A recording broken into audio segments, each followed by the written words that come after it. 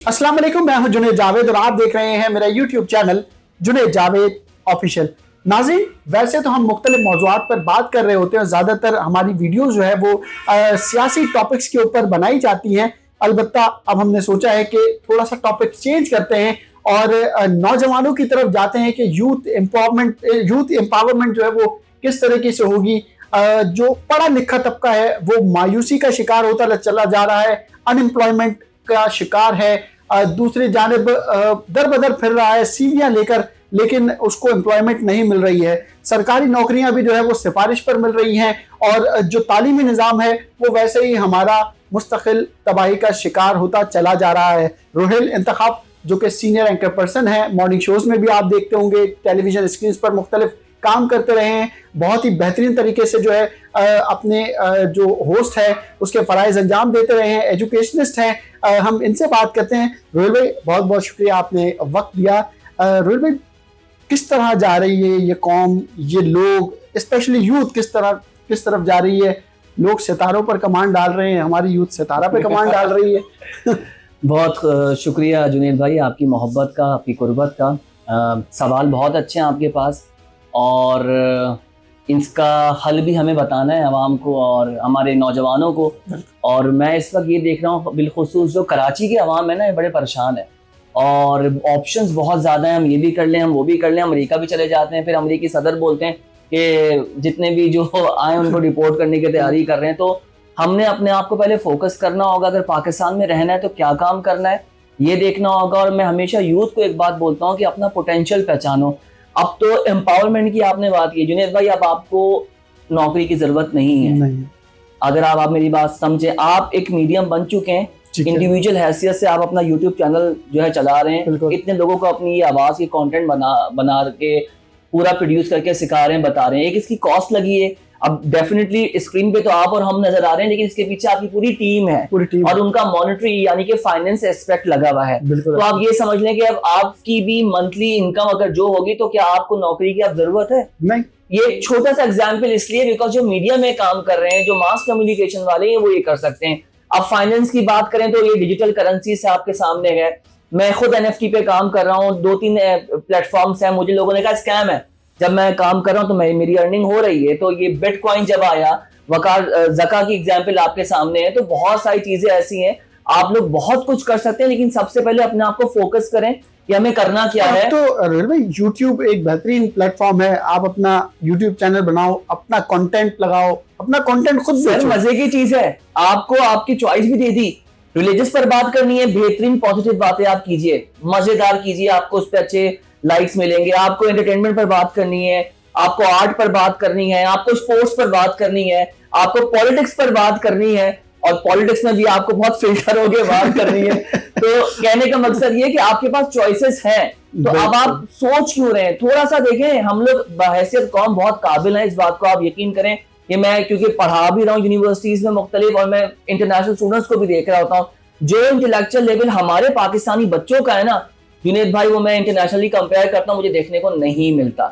तो ये अपनी है, लेकिन इसके बावजूद हमारे लोग जॉब्स तलाश कर रहे हैं, दर बदर धक्के खा रहे हैं। अच्छा, लोग ज्यादातर प्रेफर ये कर रहे होते हैं कि हम पब्लिक जो प्राइवेट सेक्टर है वहां पर जॉब करने से बेहतर है हम कोई गवर्नमेंट की नौकरी पकड़ लें, कोई 1 ग्रेड की, 4 ग्रेड की, 5 ग्रेड की नौकरी पकड़ लें। तो ये क्यों हो रहा है ये सब कुछ? आपका बहुत अच्छा सवाल है और आपने इंट्रो में भी बात कही थी और मैं इसका जवाब लाजमी दूंगा। इसके 2 पहलू हैं। एक पहलू तो ये है कि जॉब इनसिक्योरिटी के नाम पर लोगों को बड़ा डर रहता है। तो सरकारी जॉब लेने का मकसद ये होता है कि जॉब सिक्योर हो जाती है और 25, 30, 35 साल के बाद जब आप रिटायर होते हैं तो आपको पेंशन और रिटायरमेंट का भरमुट्ठी पैसा मिलता है। तो एक माइंडसेट तो ये है।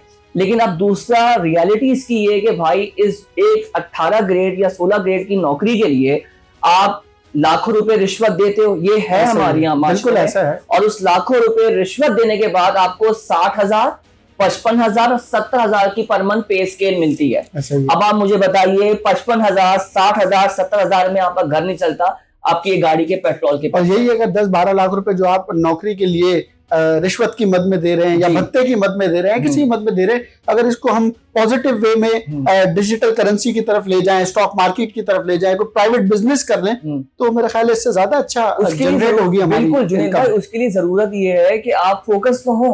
हमारे यहाँ जो नौजवान है, जो एंटरप्रेन्योर है, जो बच्चा अगर एंटरप्रेन्योर बनना भी चाहता है, वो सोच भी रहा होगा तो उसको सराउंडिंग में कहता जाएगा इस मुल्क में कुछ नहीं रखा, अमेरिका चले जाओ। भाई क्यों अमेरिका चले जाओ? कनाडा, अब वहां जाकर भी आप जीरो से स्टार्ट करोगे, आपने चलानी टैक्सी है, यहीं चला लो टैक्सी भाई, वहां कोई देखेगा नहीं, वहां फिर आपकी इज्जत का भरम है।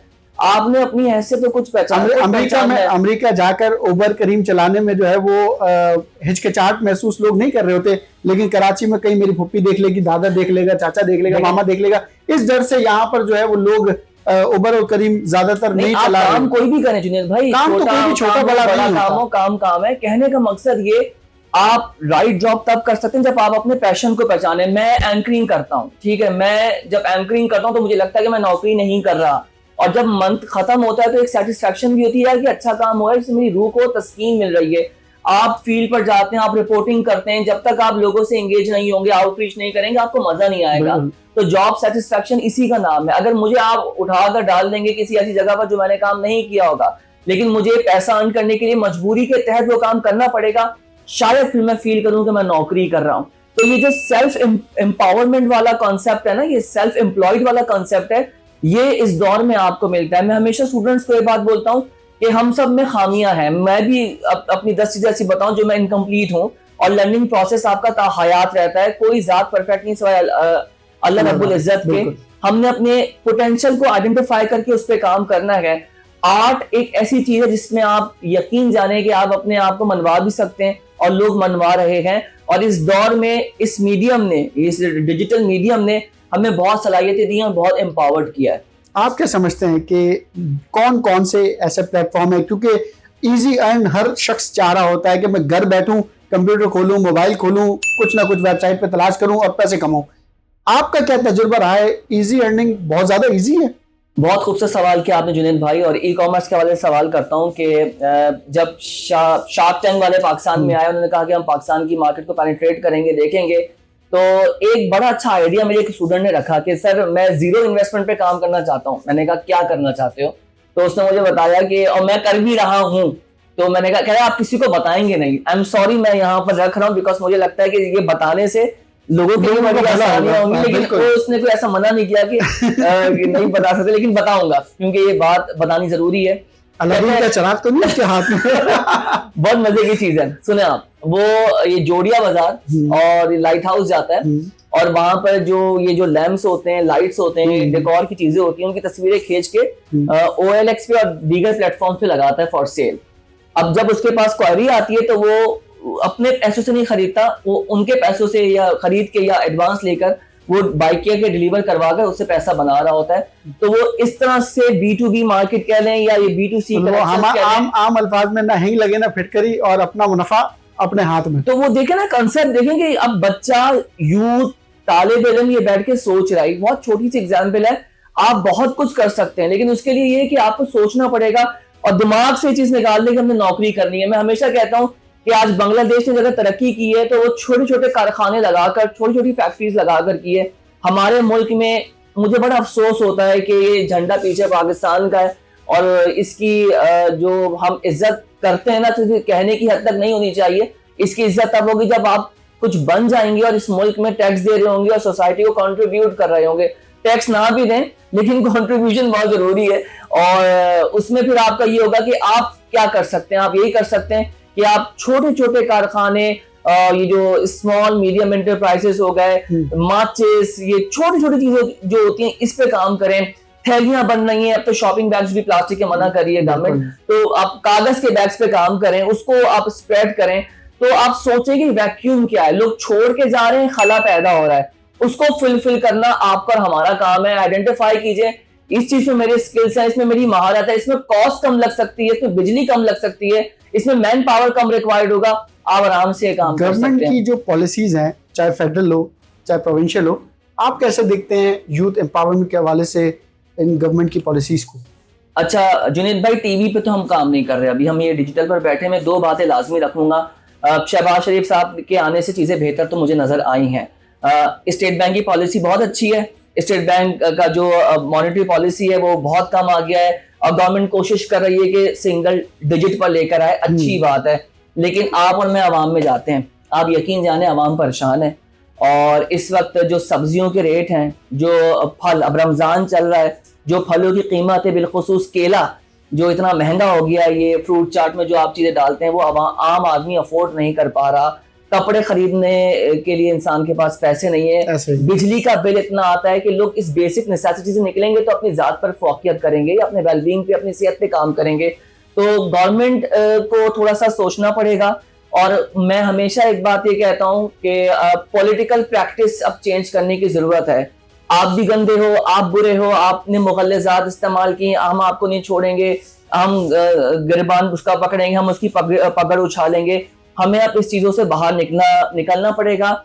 मैं नौजवान सियासतदान देख रहा हूँ और मुझे बड़ी उम्मीद है कि वो मेन स्ट्रीम पर आकर बड़ा कमाल करेंगे, लेकिन मुझे अफसोस कहीं ना कहीं इस चीज़ का होता है कि शायद वो उसी राह पे तो नहीं चल पड़ेंगे जो सिखाया जा रहा है, जो बताया जा रहा है। ज्यादातर अब नौजवान जो है वो इस इंटरेस्ट में नहीं है कि वो पॉलिटिक्स ज्वाइन करे, वो बेहतर इस चीज में अपने आप को जानता है कि वो मुल्क छोड़ के चला जाए, अमेरिका चला जाए, दूसरे जो जर्मनी चला जाए, लंदन चला जाए, दूसरे मुल्कों में चला जाए। वो पाकिस्तान की पॉलिटिक्स के ऊपर अब इतना तवज्जो भी नहीं दे रहा। क्यों देगा? अब उसको माहौल पता लग गया ना, यहाँ पर क्या है, वो डर गया है, वो खौफजदा है। उसको पता है कि कारोबार चल जाएगा तो फिर भत्ते की कॉल आएगी, ठीक है। उसको पता है कि कारोबार चल गया तो फिर जो बेटा उसका बच्चा स्कूल के लिए गया तो किडनैप हो सकता है। बिल्कुल ऐसे। उसको पता है कारोबार चल गया तो पीछे तंग किया जाएगा। तो ये जो डर और खौफ की फजा है, एहसास महरूमी है शहर के अंदर, सिक्योरिटी को लेकर बड़ी एहसासी महरूमी है। देखें जुनैद भाई, मैंने इस दौर में 2006 भी देखा है, 2012 भी देखा है और 2001 भी देखा है और 99 भी मुझे कुछ कुछ याद है और फिर 92 की तो बहुत सारी बातें हैं। इस मुल्क में एक वक्त ये था कि रोटी की तो कोई बात ही नहीं कर रहा था। घर से बाहर निकलते थे तो लगता था कि कहीं से फायरिंग की गोली लगे आएगी और आप मर जाओगे। और वो आप भी इस बात को सेकंड करोगे, हम टीवी जब चलाते थे तो हम ये शुक्र करते थे, आज शुक्र अल्हम्दुलिल्लाह आज कराची में कम लोग मरे। आज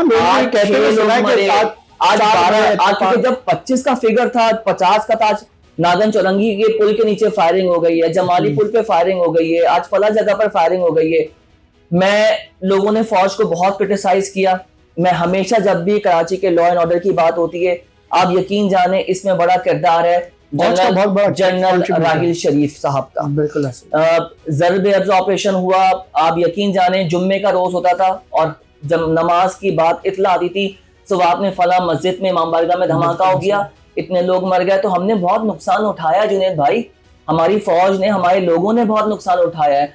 उसके बाद जब लॉ एंड ऑर्डर बेहतर हुआ, मैंने एक आर्टिकल उस वक्त लिखा था, आप यकीन जाने, मैंने कहा 2 चीजें हैं कराची को खराब करने के लिए, एक तो इसका लॉ एंड ऑर्डर तबाह कर दो। जब लॉ एंड ऑर्डर पे काबू पा लिया, मैंने कहा महंगाई के खिलाफ काम होगा। आप देखें कि महंगाई इतनी ज्यादा हो गई है कि अब लोग सिर्फ ये परेशान है कि यार घर गृहस्थी कैसे चलाएं। तो अब कोई जनरल कर्नल आकर इस मुल्क को सही नहीं करेगा, हम बड़ी आसानी से, अच्छा हम उम्मीद भी बड़ी जल्दी लगा लेते हैं।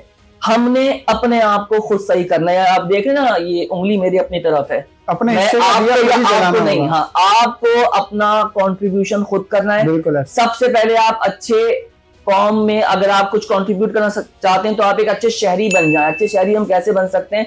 हम खाया हुआ कचरा बाहर ना फेंके, इतना कर लें आप, तो केएमसी को भी प्रॉब्लम नहीं होगी। जो अमला हमारा बैठा हुआ है, हम सड़कें खराब होती है फौरन ना आओ देखते हैं, हम सिंध सरकार, सिंध गवर्नमेंट पे हम काम, अच्छा तनकीद कीजिए, गवर्नमेंट पे तनकीद करना बनता है, दुनिया भर में की जाती है, ये जमहूरियत का एक तरीक़ेकार है। लेकिन आप ये देखें कि आपने क्या किया, कि आप टैक्स पे कर रहे हैं, आप बिजली के बिल दे रहे हैं, आप इस मुल्क में क्या कर रहे हैं? आप अगर बाहर अगर कचरा, आप खुद कचरा फेंक रहे हैं भाई, आप खुद डस्टबिन रखा होता है, लोग वहां पे कचरा नहीं फेंक रहे होते, रोड के ऊपर थूक रहे होते हैं, पान गाड़ी पे खाने रोड के ऊपर थूक जा रहे होते हैं, शर्म भी नहीं आ रही। 1.5 करोड़ की गाड़ी में एक फैमिली जा रही है, सिग्नल पे रुके, मैं गाड़ी की कीमत आपको बता के हैसियत बता रहा हूँ कि 1.5 करोड़ की गाड़ी में लोग बैठे हुए, तो दिमाग कम से कम ब्रॉटअप तो होगा अच्छा। बिल्कुल ऐसे, लेकिन नहीं था। वो बच्चा वो फ्राइज को खाकर उसने ऐसे फेंक दिया। क्यों फेंका? ये तो आपकी जिम्मेदारी थी, आप उसको रोकते। आपने एयरपोर्ट से निकलते पाकिस्तानी डस्टबिन यूज नहीं तलाश कर रहे होते हैं कहाँ जाएं, क्योंकि पता है कि यहाँ बैन हो जाएगा। और इस हवाले से वालिदैन को भी चाहिए कि वो अपने बच्चों को अवेयरनेस दें, सोशल अवेयरनेस दें कि किस तरीके से लोगों से बात करनी है, कौन सा कचरा है अगर आपके हाथ में है तो किस वक्त तक नहीं फेंकना जब तक आपको डस्टबिन ना मिल जाए। डस्टबिन मिले, आप कचरा डस्टबिन नहीं, हमें तो मुर्तजा भाई को बुरा कहना है ना, केएमसी और मेयर को बुरा कहना है। हमने तो केएमसी कुछ नहीं कर रही। क्रिटिसाइज भी करना है क्योंकि ये पॉलिटिकल एफिलिएशंस लोगों की मुख्तलिफ जमातों से होती है, कोई एमक्यूएम, कोई पीटीआई, कोई जमात इस्लामी, कोई नून लीग। तो ये तमाम चीज़ों को जब मद्देनजर रखते हैं तो फिर जो इख्तदार में बैठी हुई जमात होती है उसको क्रिटिसाइज करना तो बनता ही है। वो करें, वो आप जमहूरियत का मैंने कहा ना, ये पॉलिटिकल प्रैक्टिसेस है, करना चाहिए, लेकिन देखें कि आप क्या कर सकते हैं। हर पॉलिटिशियन बुरा नहीं है जुनैद भाई। बिल्कुल, मैंने बड़ा क्लोजली काम किया कुछ सियासतदानों के साथ, वो यकीन करें वो चीजों को विजन करके, चीजों को स्ट्रेटेजाइज करके करना चाहते हैं। हाँ, चैलेंज है, प्रेशर है, पॉलिटिकल चीजें हैं, पहले नहीं थी इतनी ज्यादा, अब ज्यादा हो रही है, लेकिन इसको संभालना, सही करना आप और हमारी जिम्मेदारी है। और देखिए कोई भी सिस्टम बना हुआ है किसी भी मुल्क का, वो स्मूथ है।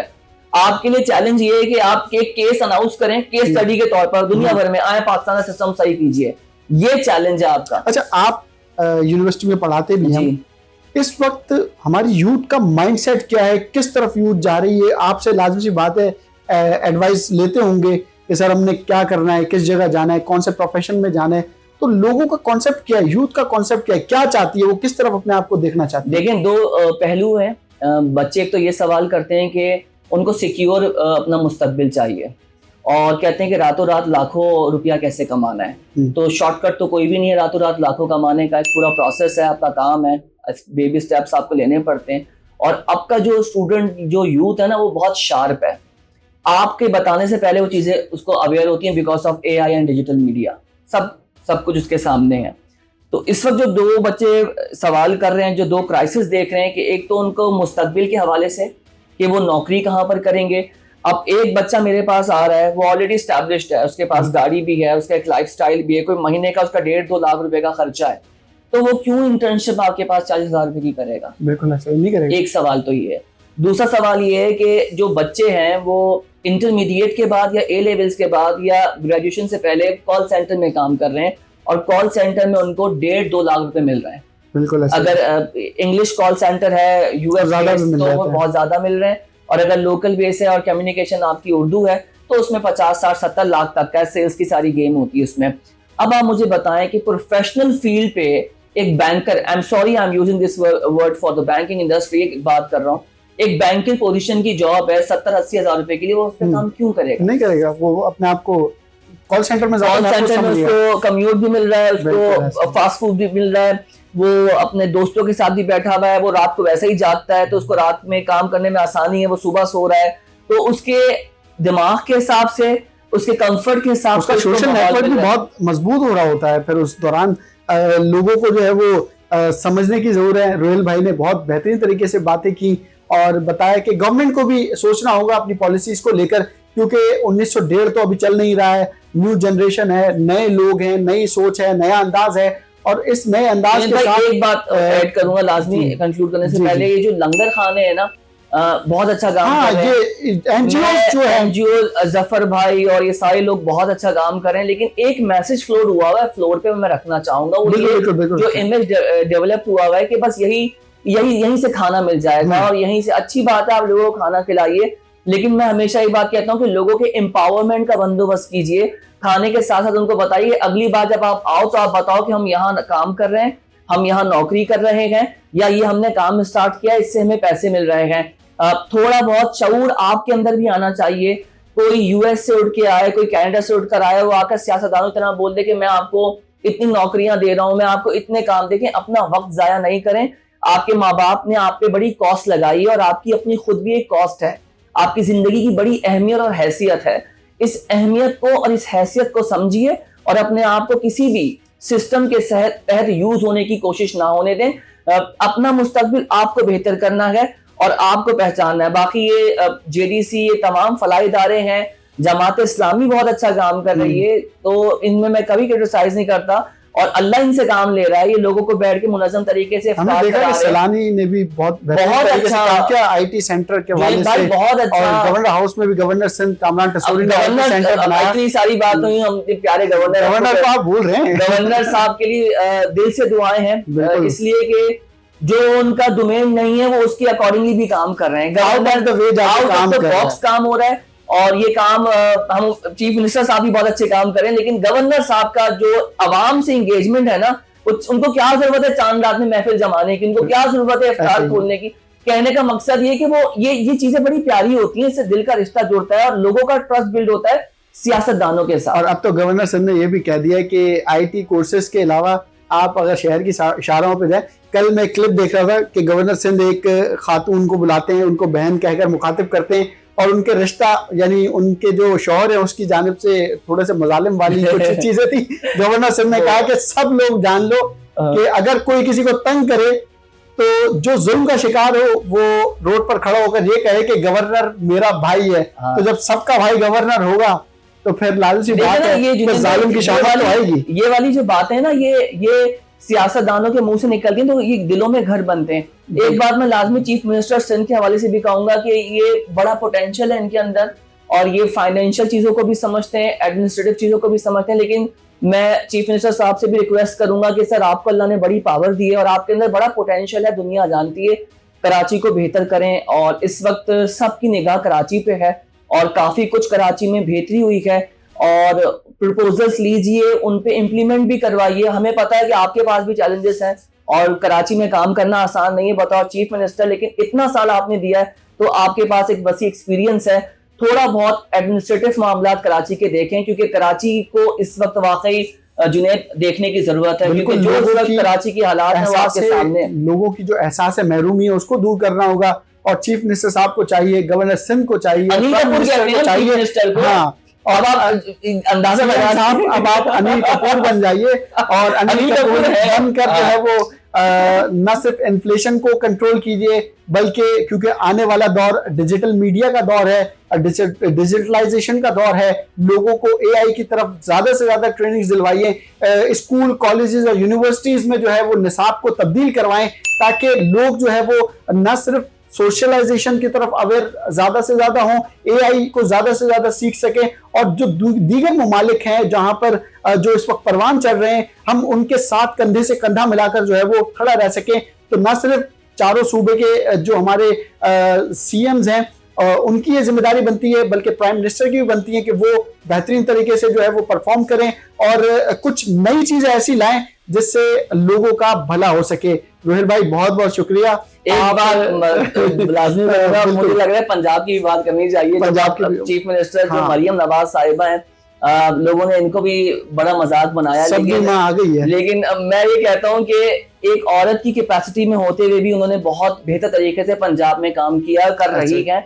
और हम काम के हवाले से इख्तलाफात जरूर रख सकते हैं लेकिन बतौर खातून जाहिर सी बात है उन्होंने अपनी सारी जिंदगी अपने बाप को देखा है काम करते हुए, तो हम कंपेयर नहीं कर सकते पंजाब को और सिंध को क्योंकि पंजाब के मसाइल कुछ और हैं और सिंध के मसाइल कुछ और हैं। तो आप अब आप वो वाला जुमला ना कह दीजिएगा जो कि अतीक मीर ने कहा था पंजाब की सीएम को यहाँ दे दें और सिंध की सीएम को पंजाब दे दें। अच्छा जो उन्होंने कहा था हम नहीं कह रहे। ये वैसे एक बात होता है ये एक्सरसाइज करा सकते हैं, ये क्रॉस चेंज वाली एक्सरसाइज से लर्निंग बड़ी होगी। आपको लगता है एक हफ्ते के लिए नहीं एक हफ्ते के लिए आप चीफ मिनिस्टर पंजाब को हवाले कीजिए और हमारा चीफ मिनिस्टर लीजिए, अब देखेंगे क्या क्या बेहतरी हो सकती है, या तो पंजाब बेहतर हो जाएगा या सिंध बेहतर हो जाएगा। सीएम साहब नाराज हो जाएंगे आपसे भी और मुझसे भी, तो क्योंकि वो अतीक मीर साहब से नाराज हो चुके हुए थे तो बुरा मानने की कोई बात नहीं। चीफ मिनिस्टर सिंध का मैंने एक इंटरव्यू किया था जब वो निगरान सेटअप बन रहा था और वो नहीं थे उस वक्त भी, तो तब भी मैंने उनको कहा था, मैंने कहा आप चीफ मिनिस्टर सिंध हैं सर, कहनी मैं अभी नहीं हूँ। मैंने कहा आप हमारे लिए चीफ मिनिस्टर सिंध हैं क्योंकि आपने वाकई सिंध में बहुत काम किया और सिंध का असल में इशू बहुत ज्यादा हैं, इश्यूज बहुत ज्यादा हैं, सिंध का आसान नहीं है सिंध को चलाना। और सीएम साहब अब आपको जो है ना बहुत ज्यादा काम आपने कर लिया है, तो मजीद काम करें, मजीद लोगों के लिए जो है वो भलाई के काम करें ताकि सिंध तरक्की करे, सिंध की आवाम तरक्की करे, कौम तरक्की करे और पाकिस्तानी मुल्क का हर शहरी जो है वो तरक्की करे। रोहिल भाई बहुत बहुत शुक्रिया और अब मत होगी वीडियो के खत्म होने, मुझे मजा आ रहा है आपके साथ, बहुत बहुत शुक्रिया। आपसे बातें हुई, कुछ बातें मैंने सीखी, उम्मीद करता हूँ आपके बातों से लोगों ने भी जो है वो बहुत कुछ सीखा होगा। अपने मेजबान जुनैद जावेद को इजाजत दीजिए, अल्लाह ने के बाद।